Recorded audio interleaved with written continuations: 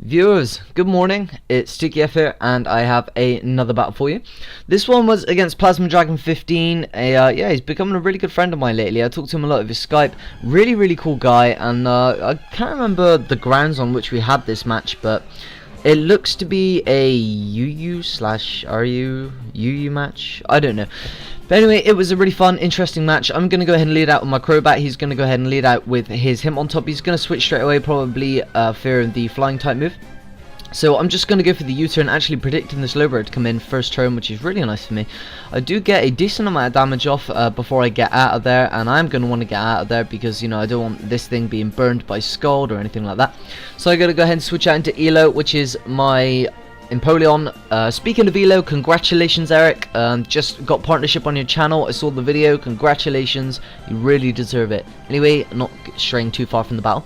Gonna go for the Choice Specs Modest Nature Grass Knot right here. That should be enough to take down the Slowbro, and it is. So that means I'm gonna be able to get rid of that thing really early, which is great. So he's gonna go out into Hitmontop right now. Kinda worried about the CC, so I'm gonna switch out and go into my Gligar to resist it. Probably my best bet. He actually predicts a switch out and goes for a sub, which is great on his part. Obviously, sitting behind a substitute, there's not really much that I can do. I don't really want to stay in with Gligar just because there's nothing I can do unless I set up a Sword Stance. So I'm gonna have to do just that, set up the Sword Stance, because I'm not too sure if I can break the sub without it or not, seeing as this is a Substitute Roost Earthquake Rock Slide set. So he's just going to give it the bulk up here beyond the sub, which is kind of scary because, like I said, I really don't know if I can hurt this thing. But seeing as now I know he has bulk up and I have Sword Stance, I know I'm going to be able to outstall him because obviously I'm going up by +2 in attack, he's going up by +1 in defense. So he's going to hit me with that Sucker Punch right there. It's not going to do much, and I'm going to be able to fire off that Earthquake, the benefits of the Violet Stone kicking him right there, as you can see. So I'm pretty sure a Stab Earthquake after effectively 1, because obviously he has the +1 in defense. I'm going to be able to break the sub, which I do, which is great. So right now I'm really not sure what he wants to do. I'm sure he's going to want to switch though, just because obviously I'm going to win this Stall War if it should amount to one. So I think I'm going to change up my moves here and predict the switch. Yeah, okay, I predict the I predict the switch. I didn't predict the Zapdos switch, I just predicted a switch of some sort, so I give the Rock Slide. And fortunate enough for me, I managed to hit the Zapdos as it comes in, and I hit it hard. So I'm at +2 attack right now. Unfortunately, it's not Stab, because I am a part flying, part grind. So I'm going to want to get out of there now and go out into Elo, just to scout if he has the hidden power Ice. And he does go for the Roost. So I'm thinking if he did have hidden power Ice, he probably would have gone for it just then, because he would be able to outspeed me and I would have been able to kill him off unless he roosted. So yeah, he did roost. But anyway, after all the annoying after turn effects, I'm not really too sure what I want to do here. I'm pretty sure I'm actually going to leave Elo in. Yeah, I do leave him in, as he just goes for Thunderbolt. I think I'm just going to try and fire off an Ice Beam right here because I'm Specs, and I thought I could take one Thunderbolt despite being stout. Okay, I go for a Hydro Pump instead of Ice Beam, maybe thinking it would do more. I'm not really too sure what my thought process was here. But anyway, as you can see, a Stab Choice Specs Modest Nature Hydro Pump almost takes down the Zapdos, and as you can see from the lefties, I'm guessing it's going to be a bulky variant. But I want to save Elo for later anyway, so I'm going to go ahead and switch out now. Going to go out into my lead, which is Donphan, just to obviously resist the T-Bolt. Well, not resist it, but be immune to it. Which is great, because, you know, free switching, and I can scare him out with the Priority Ice Shard right here. So I think what I'm going to do now is go ahead and predict the switch and set up the Stealth Rocks to stop this thing from coming in again. So that was a great play on my part. I could have killed it off, but then again, what a perfect time to get up my rocks and scare it out at the same time. So great play on my part. Now, he won't be able to bring his Zapdos back in because obviously he will be crippled by the rocks and he will die on entry. So he's going to bring in his Mew, he's going to burn my Donphan. I don't really care too much, although I kind of do, because although Donphan is kind of useless, it still kind of needs a bit of attacking power to be able to do anything. And as you can see, that Stone Edge was a critical hit and it did jack diddly balls. So Donphan is pretty much official fodder right now. I need to get rid of it. So I'm going to switch out and go into Elo. I'm not really sure what he wants to do here, but I'm pretty sure I can soak it up. He just goes for the Will-O-Wisp. I'm not scared. I'm a special attacker, like I said, Specs, so not too worried, although the residual damage does kind of bother me. So I want to try and stay clear of that. But he's going to go for the seismic toss. I'm kind of happy because I have 120 HP, so I know I can take 2. He doesn't go for that, and I fire off a hydro pump. Luckily for me, it doesn't miss, and I'm really interested to see how much this is going to do. And as you can see, it does a lot. It actually manages to take out the Mew. I'm not sure what kind of variant this is, but Mew is base 100 and everything, so base 100 HP, base 100 special D. So in comes his Heracross right now. I pretty much got a fodder off Elo, but he makes a double switch right here.